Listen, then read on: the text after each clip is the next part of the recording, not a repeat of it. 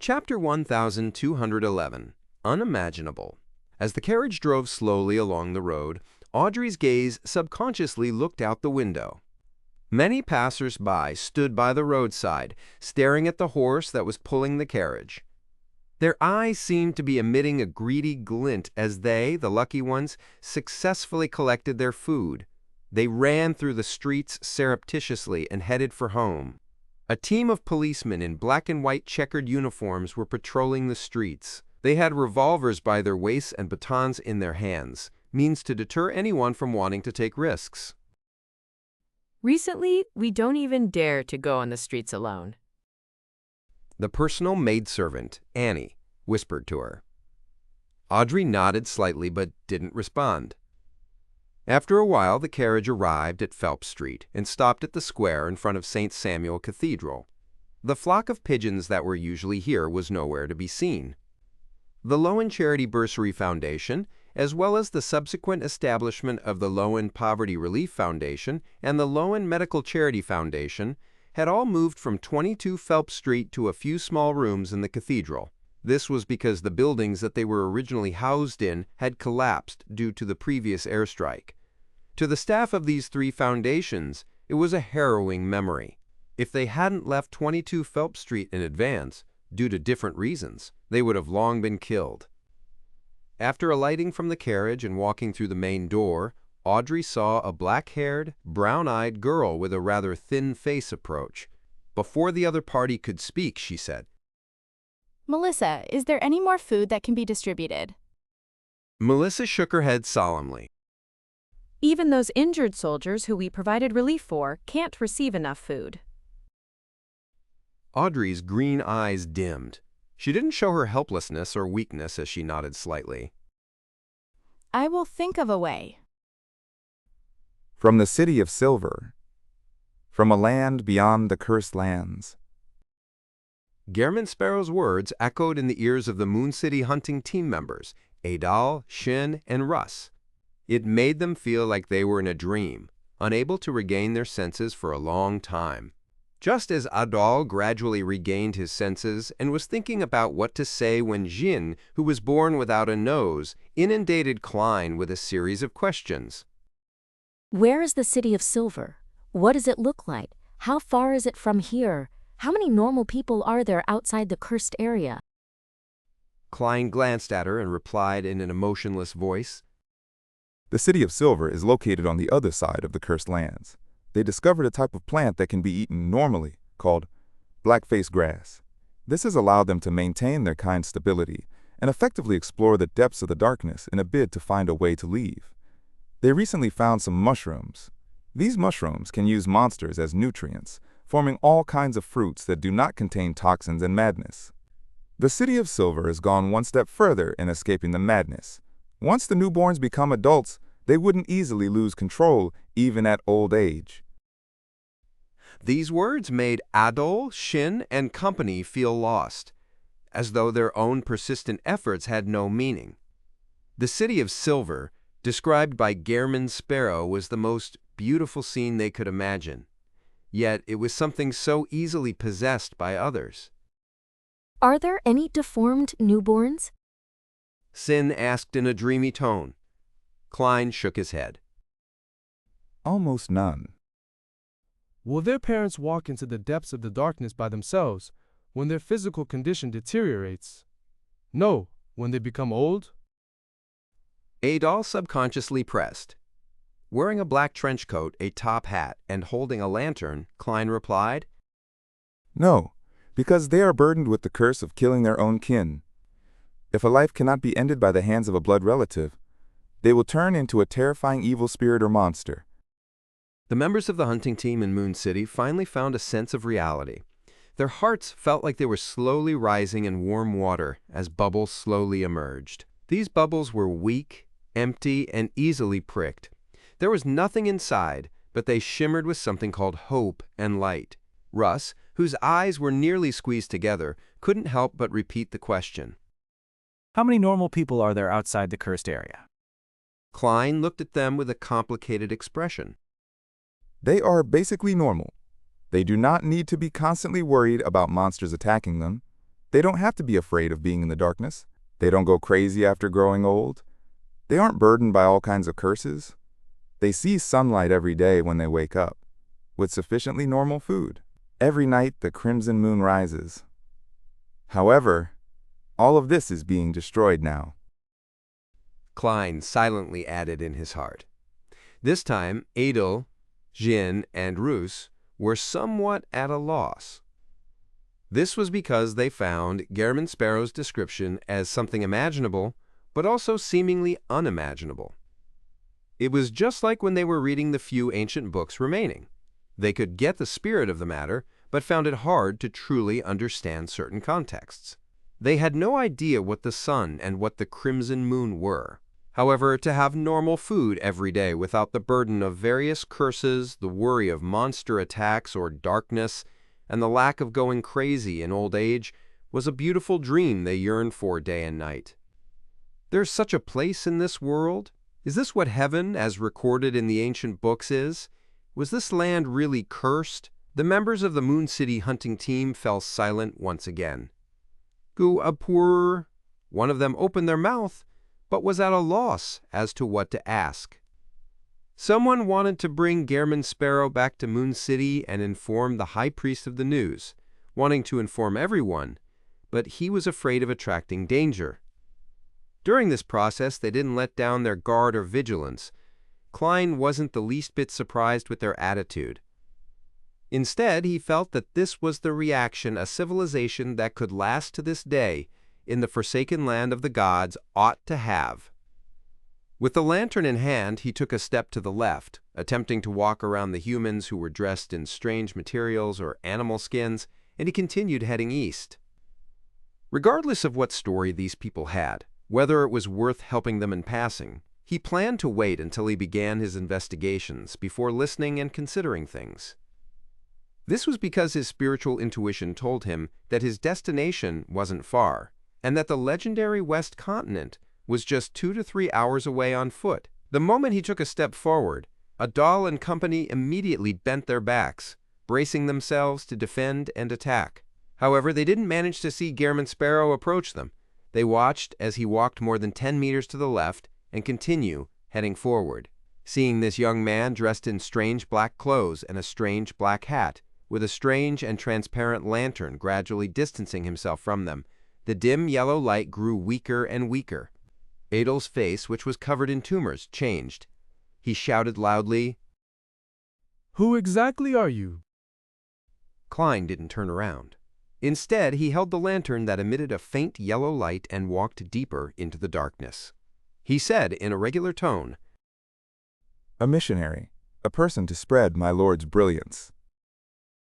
Adal, Sheen, and company looked at each other, their expressions filled with confusion. They hesitated for a long while, but when there was only a small trace of the dim yellow light left, they instinctively took a step forward and followed behind Klein. They didn't dare to approach him, nor did they want to have him leave their sight. They carried the food they had procured, as though they were monitoring and chasing him in a defensive manner. As for Klein, he walked at an adequate speed, not waiting for them or attempting to shake them off. Just like that, both sides walked in silence under the sparse lightning. At some point in time, Russ and another hunting team had left the main group. They held the animal hide lantern and the food they had obtained and turned around, silently disappearing into the endless darkness. Seconds changed to minutes before Klein finally stopped. Using the lightning that streaked across the sky, he saw a grayish-white fog a few hundred meters away. The mist was connected to the land and extended all the way into the sky, as though it didn't have an apex. At the same time, the fog extended to the two sides without any end. Klein looked at it intently for a long time. Even though there were partitions of darkness, he slowly raised his head. After the second bolt of lightning calmed down, he looked away. Behind the fog, or inside it, is the disappeared Western continent. As he thought with a heavy heart, he couldn't help but slow down his breathing. He carried the lantern and continued forward until the dim yellow light emitted a solidified mist. There was no need for him to make any other attempts. From his intuition as a seer, He could tell that the grayish-white fog was an invisible barrier that couldn't be passed through by conventional means. He thought for a moment and stretched out his right hand to scratch at the darkness in front of him again and again. After doing it 4 to 5 consecutive times, Klein pulled out a black cane with many gems embedded in it. This was the Staff of the Stars, a terrifying sealed artifact known as 0-62 that had been swapped using the box of the Great Old Ones. Of course, all he did was summon the historical projection of the Staff of the Stars. This way, even if there were unnecessary scenes that appeared in his mind, he could use the removal of the historical void projection to stop any corresponding dangers that appeared in a timely manner. To a scholar of yore, this was the best way to regularly use a Grade 0 sealed artifact. However, this limited the effects and was something that couldn't exceed 3 minutes at the moment. Furthermore, there was a certain difference with the original version when it came to their effects. Using a marionette to hold the Staff of the Stars wasn't the best way to avoid any negative effects. This was because a marionette needed to be controlled, and any control had a high chance of transmitting scenes. Of course, if he engaged in a battle he was prepared for, Klein wouldn't have done so. This was because it would occupy one of his 3 precious summoning spots. Furthermore, although the Staff of the Stars belonged to him, it was only in a state of forced ownership, and it remained in a sealed state. Furthermore, the Grade 0 sealed artifact had a rather high level. It was impossible for Klein to successfully summon it at once, so it usually took him 3 to 6 attempts. In a fierce battle, it would require plenty of chances, nothing simple. And it was precisely because of this that when he was prepared to perform, he would hypnotize himself in advance. By using the Staff of the Stars in a special state, he would preserve the ability to summon historical void images like Miss Messenger, Mr. Ozick, Ma'am Ariana, Will Osepton, and other familiar angels. Holding the black staff that was embedded with various gems, a scene of the door slowly opening appeared in Klein's mind. The gems on the staff flashed with a faint glow as the grayish-white fog quickly outlined a door that wasn't sufficiently real. The door opened silently, and behind it was still a gray fog. Door opening doesn't work. Although he wasn't surprised by the outcome, he was still a little disappointed. He thought for a moment and decided to switch tactics. However, just as he was thinking about it, the Staff of the Stars automatically activated as the corresponding scene appeared. Chapter 1212, Spreading Radiance. Just now, as Klein was thinking of a solution, an image naturally came to mind. The clouds in the 2 mountains began to boil rapidly as they spread out to the left and right, revealing a crack whose bottom couldn't be seen. The orange-red rays of the sunset filled it and formed a corporeal path. This was a scene created when blasphemer Aemon entered the projection of the Giant King's court. And just as he felt that he didn't know enough about the corresponding powers and planned on switching to another method, the red, green, blue, and transparent gems on the Staff of the Stars had already begun to emit a faint glow as they automatically activated. The solidified grayish-white fog was similarly boiling, but it wasn't that intense. They were churning backward as they parted, but the area right in front of him remained an endless grayish-white mass. There was no end to it. Klein sighed in his heart. As he focused on controlling his thoughts, he made other attempts.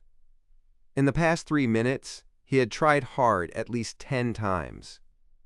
7 times were of his own will, while 3 times were him venting out, but he was ultimately unable to open the invisible barrier. Indeed, normal methods don't work.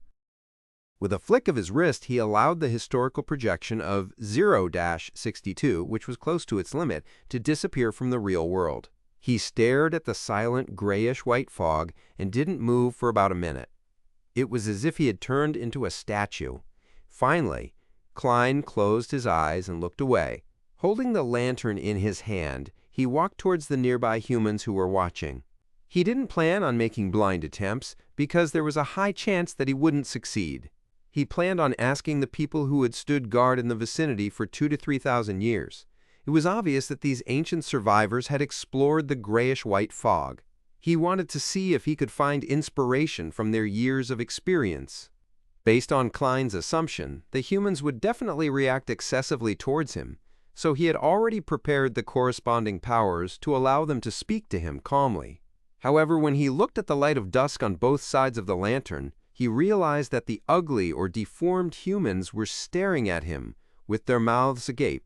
They looked confused and shocked, as if they had temporarily lost their ability to think. Klein frowned slightly. In the darkness, he walked unhurriedly to the ancient survivors and stopped about 2 to 3 meters away. Klein asked in Jotun with a deep voice, What do you know about this fog?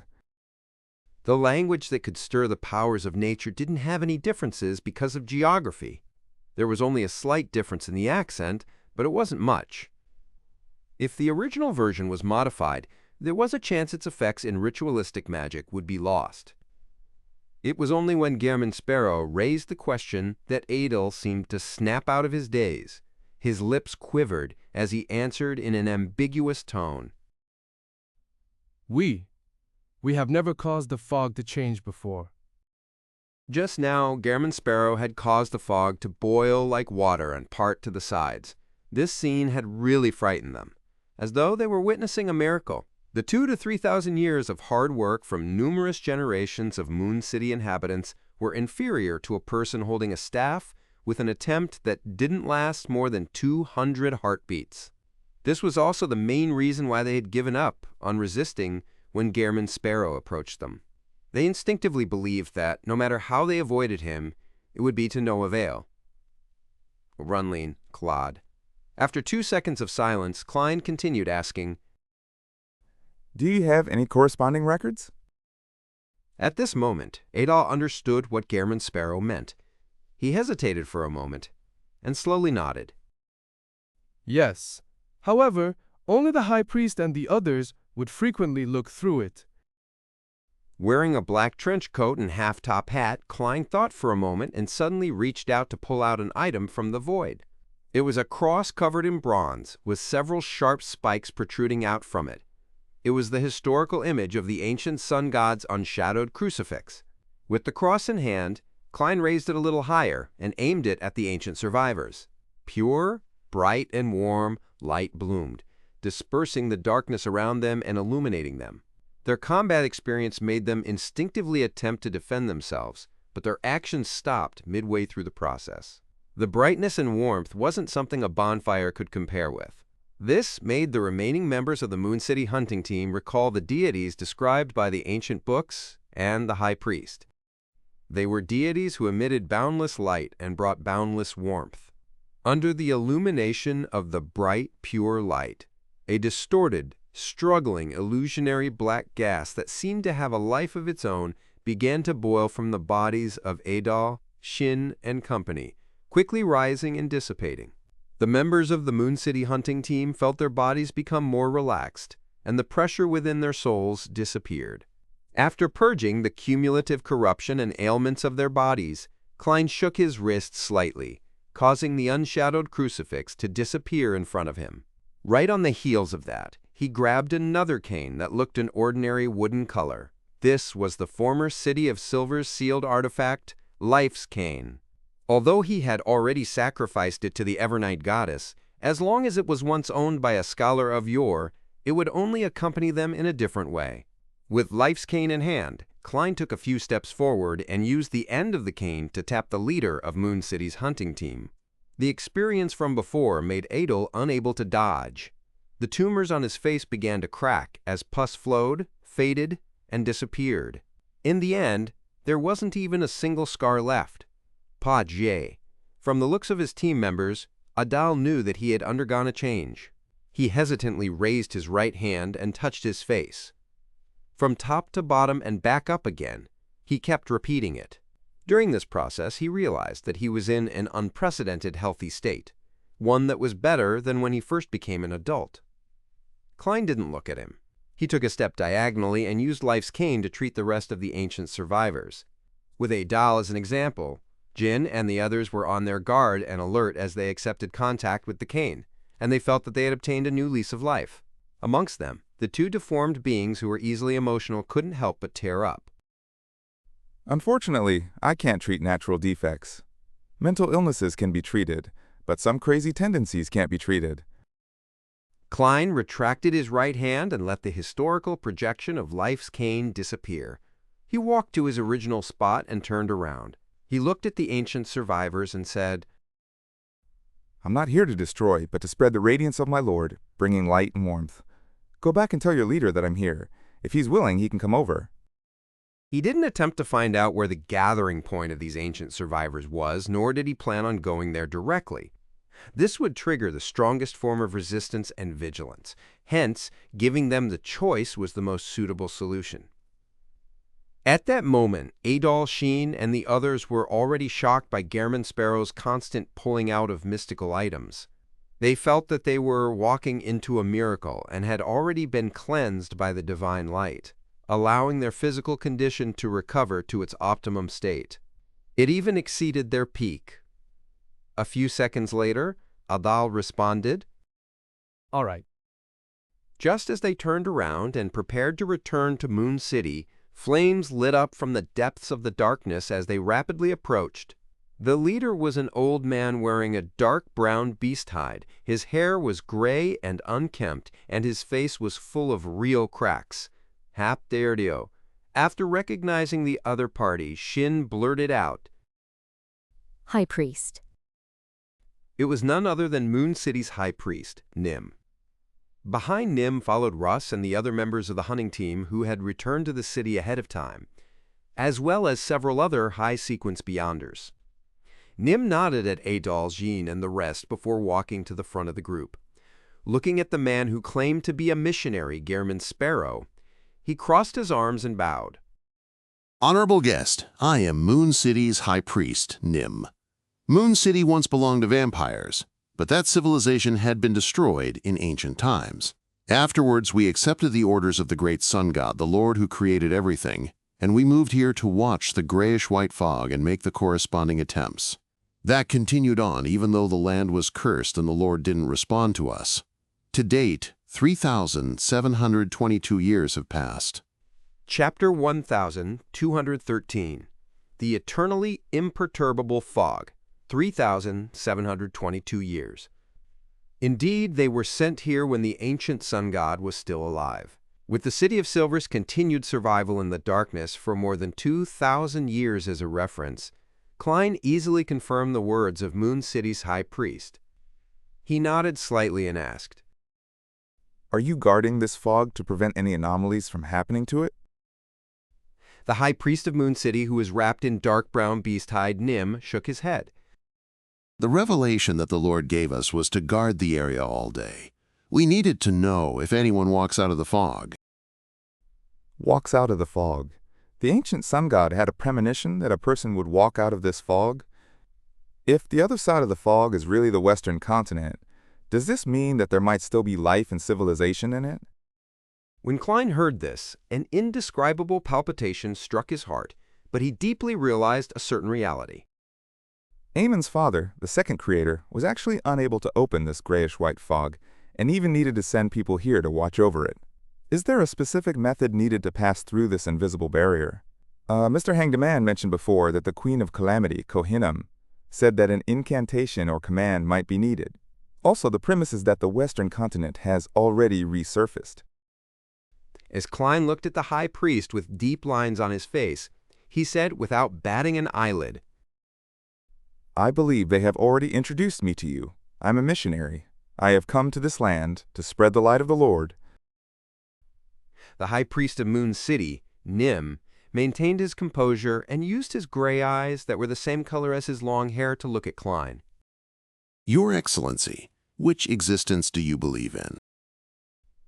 Klein instinctively wanted to answer directly, but considering his identity as a missionary that he had set for himself previously, he held back his shame. With the ability of a clown, he controlled his facial muscles and revealed a slightly fanatical expression. Please permit me to introduce you to my Lord, the Savior of this land, the great Mr. Fool. The Fool. Moon City's high priest, Nim, and the others didn't expect to hear such a word. For a moment, they found it strange, but for some reason, they felt that there was an infinite philosophy hidden within. Finally, their attention was focused on the description. The savior of this land, Nim couldn't help but turn his head to look at Adal and the rest, observing their radiant faces.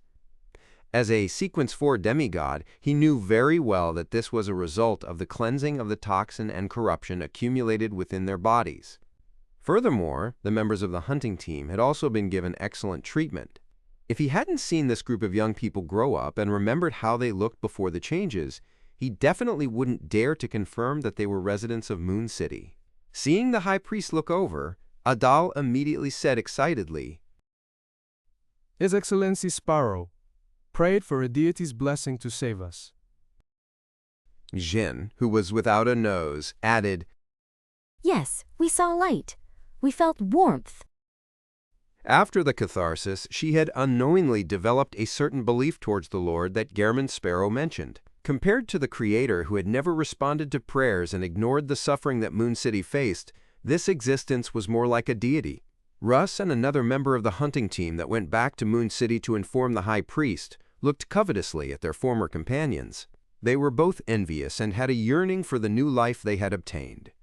The High Priest, Nim, retracted his gaze and looked at Gehrman Sparrow, who was wearing strange clothes and a strange hat. Is the great Mr. Fool a deity in this world? No, from outside this cursed land? Klein nodded solemnly and slowly. Yes. Nim hesitated for a moment before asking the question he desired answers to the most. Then, what about the great sun god who created everything? Klein changed his tone to that of a charlatan and said, The kings betrayed that existence. Blood, anger, foulness, and shadows began to flow across this land, triggering a huge calamity. Nim's pupils dilated slightly, as if he wanted to absorb more light to see the world in front of him. With great difficulty, he tried his best to suppress something and asked, Are you saying that the Lord perished because of this? Not only did he perish, but his flesh and blood were also eaten by the traitors. This piece of land was cursed as a result. Taking advantage of the fact that he was in the forsaken land of the gods, Klein boldly said this. He didn't deliberately distinguish the Amen brothers from the other 6 kings of angels. He planned on making the residents of Moon City believe that all the kings of angels were traitors. This way they wouldn't be fooled by Amen in the future. Over the past half a year of traveling and the various experiments he undertook, he was convinced that the forsaken land of the gods really was sealed. Or rather, it was isolated from the outside world. The only point of contact was either the exit of the Giant King's court or something at the level of Saphira Castle. Therefore, using the Staff of the Stars here allowed him to move within the confines of the cursed land. He was unable to head to the scenes in the outside world as outlined in his mind. In addition, the Box of the Great Old Ones was even suppressed and isolated for its historical projection. The moment the summoning succeeded, the projection would immediately be devoured by the environment. It was completely useless. This made him suspect that even the 3rd level of the Box of the Great Old Ones was a little dangerous for true deities, such as the true Creator. Upon hearing Gehrman Sparrow's words, the body of the High Priest of Moon City, Nim, trembled slightly as his pockmarked face instantly turned ashen. The faces of the Beyonders behind him changed as well. It was as if they had suffered an extremely serious blow. One even showed signs of losing control. He asked. Seeing this, Klein reached out his hand again and pulled out Life's cane from the void, allowing it to fly through the air and accurately tap the target. The signs of the Beyonders losing control immediately vanished. His forehead was covered in sweat, as if he had just overcome a major illness. Following the removal of the historical projection, Life's cane quickly faded away. As for the Beyonders of Moon City, they finally managed to break free from the grievous news. Some of them were filled with suspicion and disbelief, and others were whimpering softly. Some looked at Gehrman Sparrow with a lost look, as though he was their final hope. At some point in time, Nim's eyes had already closed. 2 or 3 seconds later, he opened them again and looked at Gehrman Sparrow. What else do you have to ask? In less than a minute, he looked like he had aged considerably. His body was beginning to show signs of decay and depression. However, it wasn't completely without hope. It was as if the trees were rotting away, but they were beginning to give birth to new lives. Klein half turned and pointed at the coagulated gray fog with the lantern in his hand. Since when did you begin attempting to open this screen? What did you achieve? Nim said frankly, In the beginning, it was the Lord's revelation. While he wanted us to watch over it, he also wanted us to think of a way to pass through the fog. After the land was cursed, we used this to mainly guide us so as to seek hope. However, we ultimately didn't achieve anything concrete. No matter what method we used, the solidified mist didn't react. Upon saying that, he hesitated and said, It's not that there's no reaction, but it wasn't the reaction we wanted. Klein instantly saw hope and maintained his normal speaking pace as he asked, What was the reaction? Seeing that the high priest was somewhat hesitant and not answering immediately, Shin took the initiative to say, High Priest, His Excellency Sparrow, has already parted a portion of the fog, a depth deeper than what we managed over the past 2,000 to 3,000 years. Nim couldn't help but look deeply at Gehrman Sparrow before saying, More than 1,730 years ago, the high priest back then was inspired by the cruel fact that Moon City had failed to achieve anything in the past 2,000 years. He felt that we couldn't treat this fog as a seal that needed to be broken through. Instead, it was to be treated as a great existence. He designed the honorific name, prayer stanza, and the corresponding symbols for this fog. He held repeated rituals here, attempting communication and praying. This is a train of thought that no normal person would have thought of. I didn't think of it just now. Indeed, after all these years, there must have been many people with strange ideas in Moon City.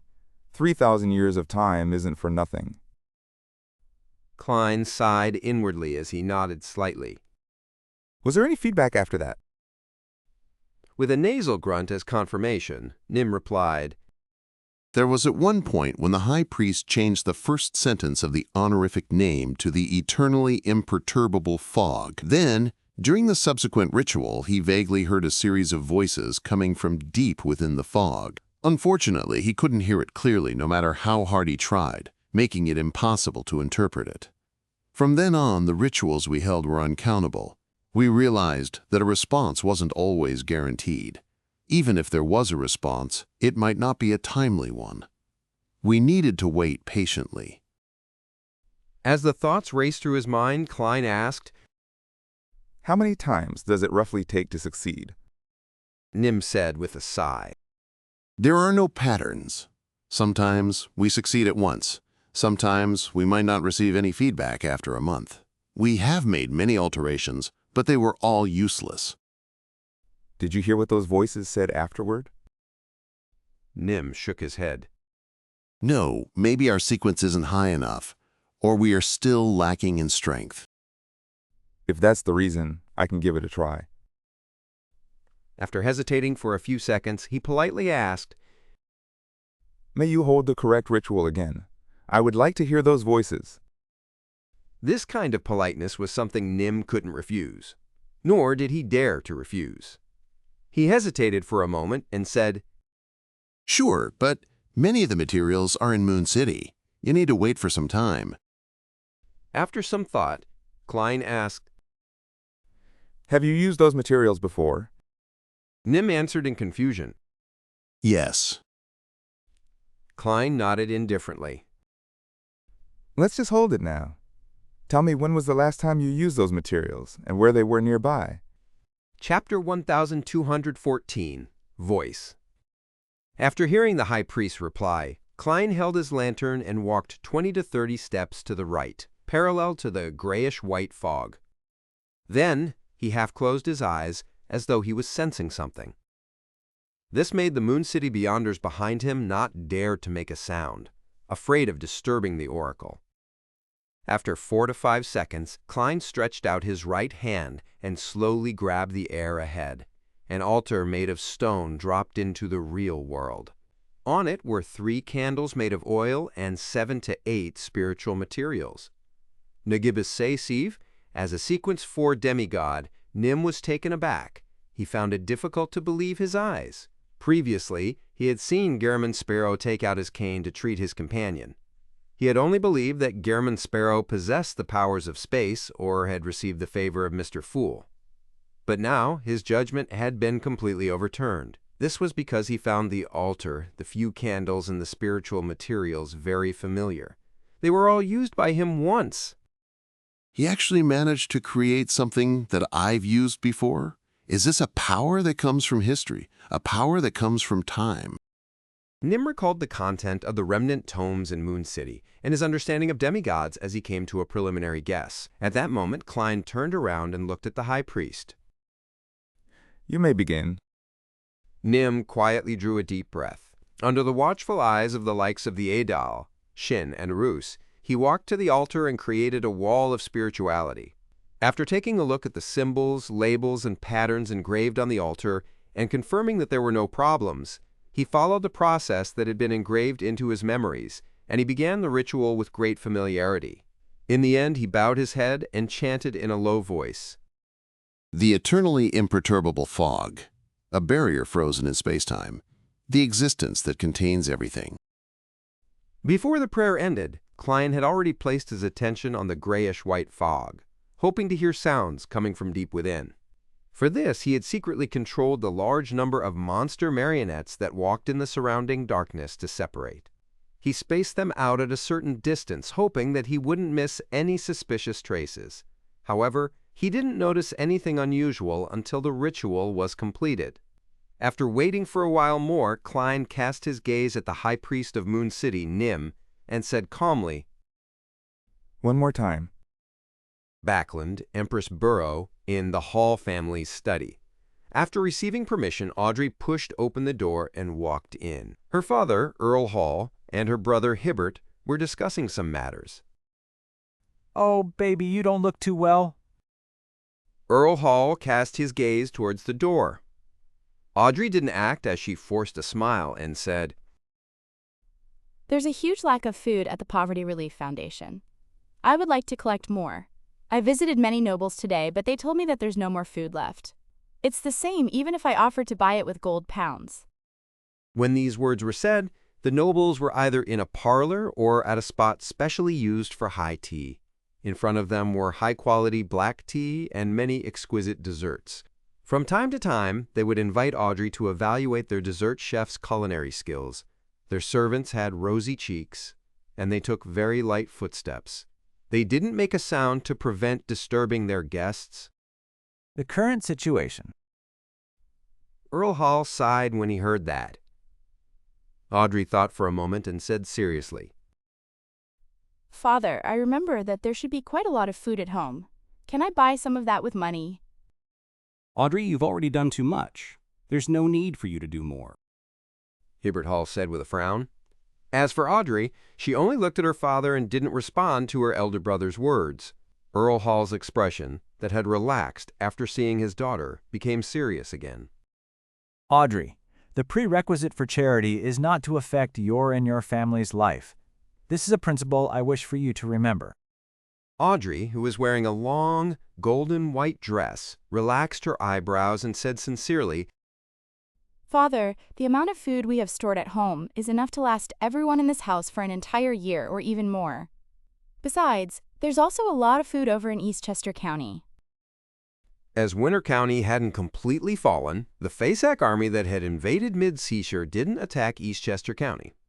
As for the Fysak, Intis, and Fanapotter fleet, they were suppressed by the few ironclad warship fleets of Lowen. They could only barely deal with the situation and protect the supply line at sea.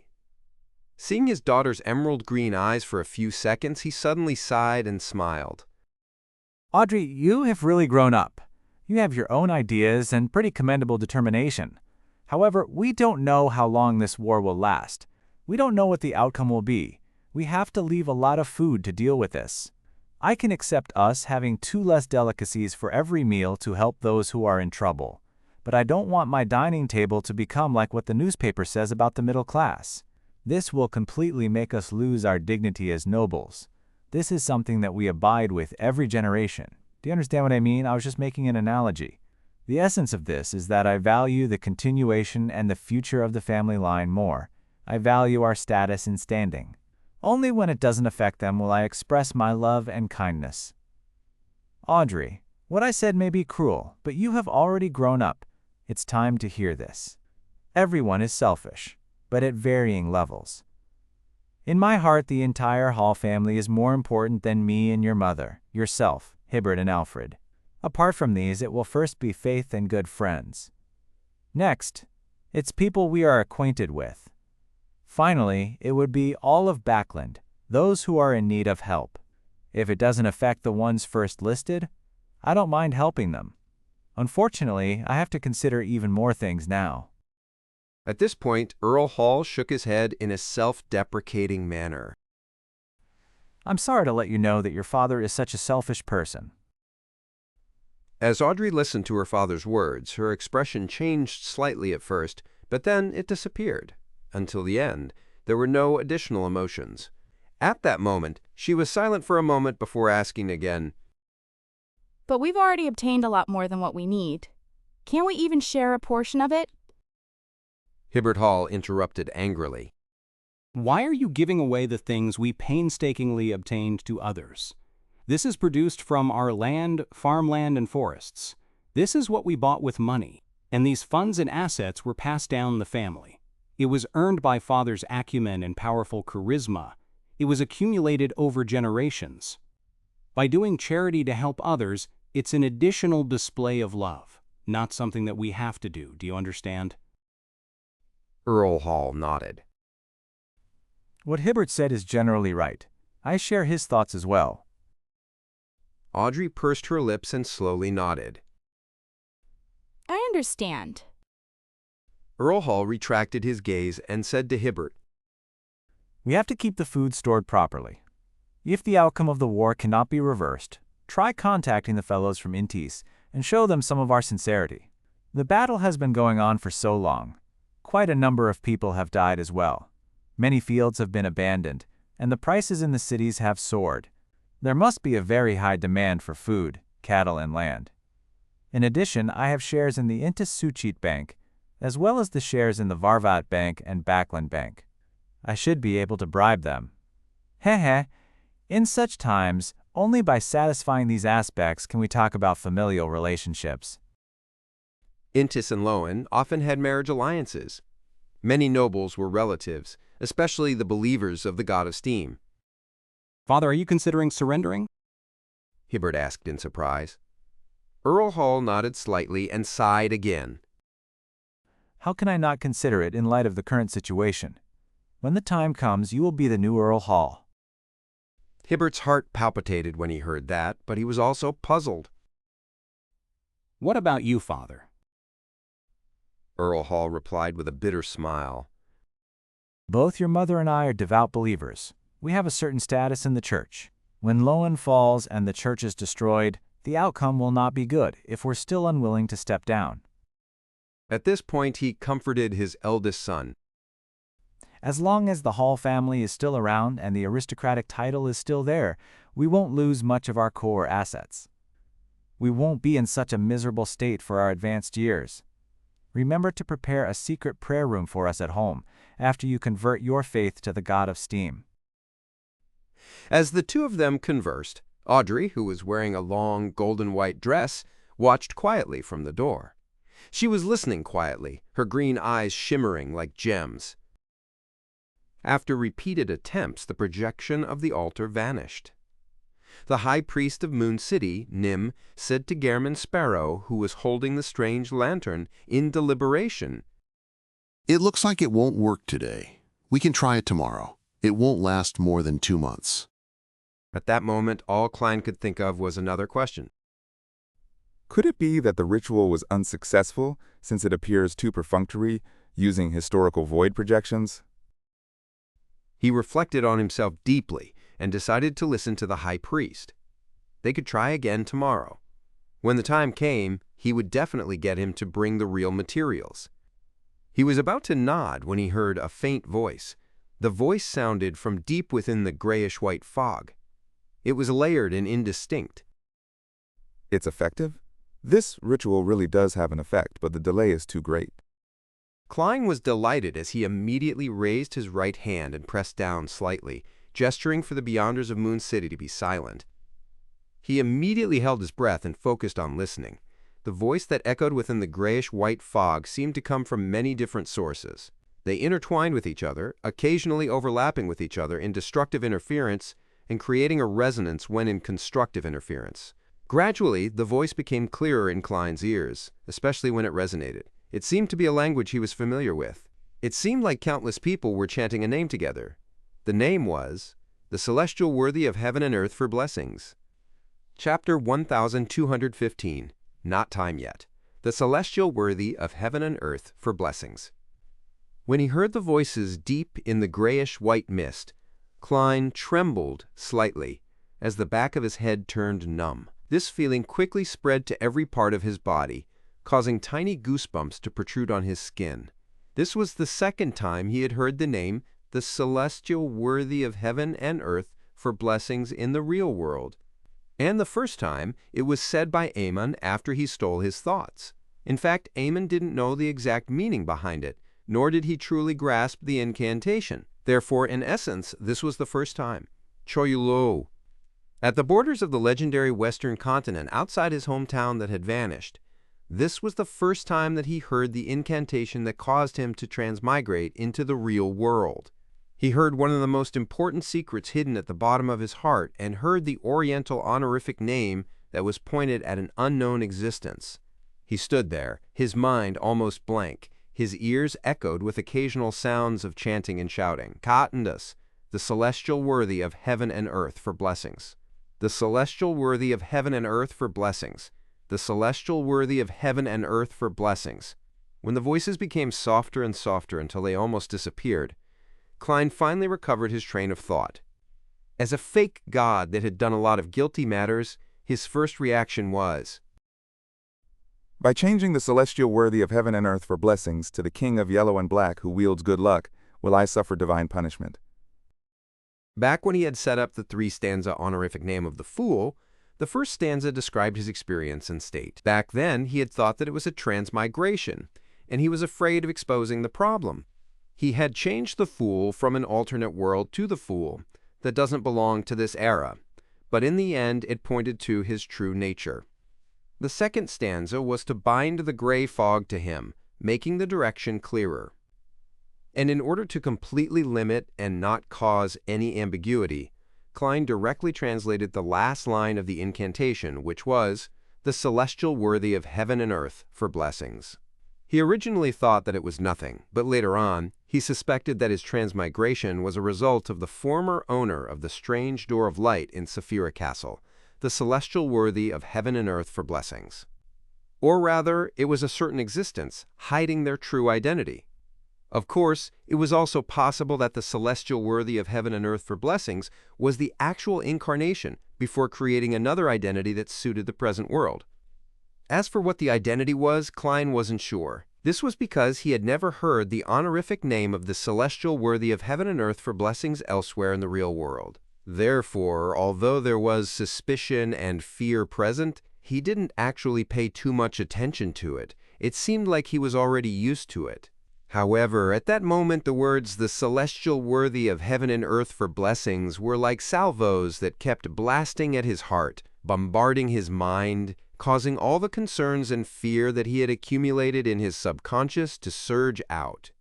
After regaining his composure, he began to force himself to use his rationality to think about his current situation. Is this chanting hidden in the grayish-white fog, or is it from the vanished Western continent? I already thought that this fog's color and state is very close to the one below Saphira Castle. Its power comes from history. One has to have the correct powers over time to open it. Queen of Calamity Kohinim once said that the Western continent would definitely reappear at the dawn of the apocalypse. In other words, only by pushing time towards that temporal node would the grayish-white fog come alive. Only then would it be possible to use the corresponding incantation to open it. The person who made the Western continent vanish, seal it, or create a protective quarantine. Is the Celestial Worthy of Heaven and Earth for Blessings, the existence suspected to be the previous owner of Saphira Castle? According to all the clues, Sapphire Castle and the rest were left behind by the original creator. They were created by the various parts of his body, or something that he personally created. The celestial worthy of heaven and earth for blessings is equivalent to the former owner of Sapphire Castle and also equivalent to the original creator. However, Sapphire Castle existed only after the original creator split. Furthermore, the chants of the celestial worthy of heaven and earth for blessings only point to Sapphire Castle and don't affect places like the Chaos Sea. Also, the disappearance of the Western continent is definitely something from before the Second Epoch. As an ancient god, even Elf King Sanayathram was unable to return to his hometown. In other words, in the chaotic and crazy First Epoch or even before then, the original creator, the oldest one, had split into objects like Chaos Sea and Sapphire Castle. More things happened before the ancient gods were born. These matters caused the Western continent to vanish, and the former owner of Sapphire Castle to disappear. The prophecy of the ancient sun god, the City of Silver's creator, is also very interesting. It says that someone will walk out of this grayish-white fog, so he sent people to stay in Moon City and guard this place. Strictly speaking, I actually come from the Western continent, or this grayish-white fog. However, I left the Western continent to enter Sapphire Castle in a time long before the ancient sun god's prediction. The year I left the grayish-white fog was 1349 and found myself in Loan. Yes, after going around in circles, I came here again and met with the people from Moon City. The ancient sun god's prophecy really has come true.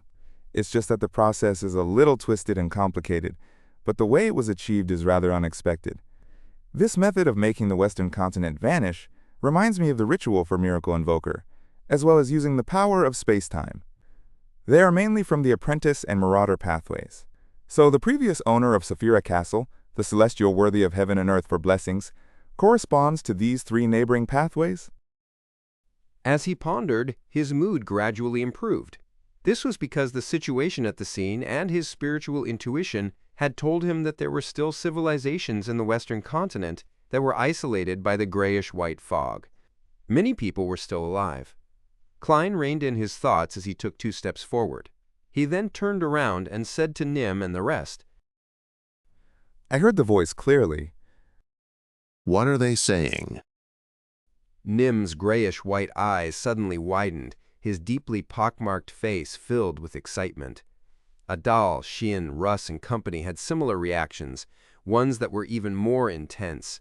Even their bodies began to tremble. This was a problem that had troubled the residents of Moon City for more than 1,000 years.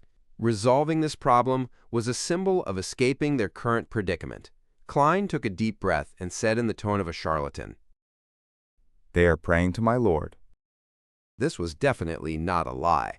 After all, as the fool, he had already gained initial mastery of Sapphire Castle. The last sentence of his honorific name was the King of Yellow and Black who wields good luck, which was equivalent to the celestial worthy of heaven and earth for blessings. Nim and company fell silent. When they looked back at Klein, their eyes were filled with obvious respect and fear. Together with the miracles Klein had displayed, they gradually viewed Mr. Fool as their savior. Klein surveyed the area and said, Retreat at least 100 meters. All right, Your Excellency. The high priest, Nim, agreed without hesitation. After the Moon City's Beyonders had retreated to a sufficient distance, Klein reached into the void with his right hand and quickly dragged out another projection of himself as his actual body disappeared. Right on the heels of that, the historical void projection of Klein walked to the front of the solidified grayish-white fog. He extended his right hand and pressed it down. It was as if there was an invisible barrier that was slightly cold, blocking everything. After staring at it for 2 seconds, Klein opened his mouth, suppressed his voice, and recited in Chinese, The celestial worthy of heaven and earth for blessings. As his voice echoed out, the grayish-white fog in front of him didn't react at all. It remained still and frozen. He waited for nearly a minute. After some thought, he took a deep breath and muttered again, The immortal Lord of heaven and earth for blessings, the Sky Lord of heaven and earth for blessings, the exalted Thirch of heaven and earth for blessings, the celestial worthy of heaven and earth for blessings. This was the complete incantation of the luck enhancement ritual. As the last word was said, Klein's right hand that was pressing on the invisible barrier suddenly felt an obvious tremble. The gray fog began to shake as though a boulder had been thrown into a lake. The ripples quickly spread, overlapping each other as they formed a door in front of him. A bolt of lightning streaked across the sky, illuminating the scene. Not far away, the pupils of the Moon City Beyonders widened as they were unable to shift their eyes away. Amongst them, the ones who arrived later felt their hearts waver after witnessing such a scene. They found it impossible to contain themselves. To them, this was undoubtedly a miracle. Klein held his breath as he waited for the door to take shape. However, the ripples finally calmed down. They were only a step away from success. After a moment of silence, Klein repeated the incantations again. However, even if the ripples in the grayish-white fog didn't disappear, they were unable to truly outline the door. For a moment, he wanted to attempt with the complete ritual procedure. In other words, he would place 4 portions of food and recite the incantations while taking 4 steps counterclockwise. But very quickly, he was amused by his idea. Because by doing this, he would enter Saphira Castle without opening the invisible barrier here. After exhaling, Klein took out a gold coin from the void and used divination to confirm that the effects of the complete ritual would be as he imagined. It really isn't time yet because the apocalypse hasn't dawned on us? Klein looked at the grayish-white fog in front of him for a few minutes without any movement. When a bolt of lightning tore through the sky and illuminated his face, he turned around and walked in front of the Moon City High Priest, Nim, with the lantern in hand. He said calmly, It hasn't reached the correct point in time to open it, as spoken in the Revelation. There's more than a decade of waiting left. Without waiting for any response from the likes of Nim, Adel, and the rest, Klein pointed to the nearby darkness with his empty right hand. I will be meditating here for some time. If you want to experience the radiance of the Lord and listen to his teachings, you can come here anytime whenever the lightning frequency is high. I'll do a single purification and treatment session every day, at a time when the lightning is most frequent. He didn't attempt to get the residents of Moon City to convert their faiths, nor did he plan on heading directly to the city or ask about any specific information. He wanted to give them some time to take things in. Nim secretly heaved a sigh of relief and replied with increasingly great respect. I will pass on your words to everyone.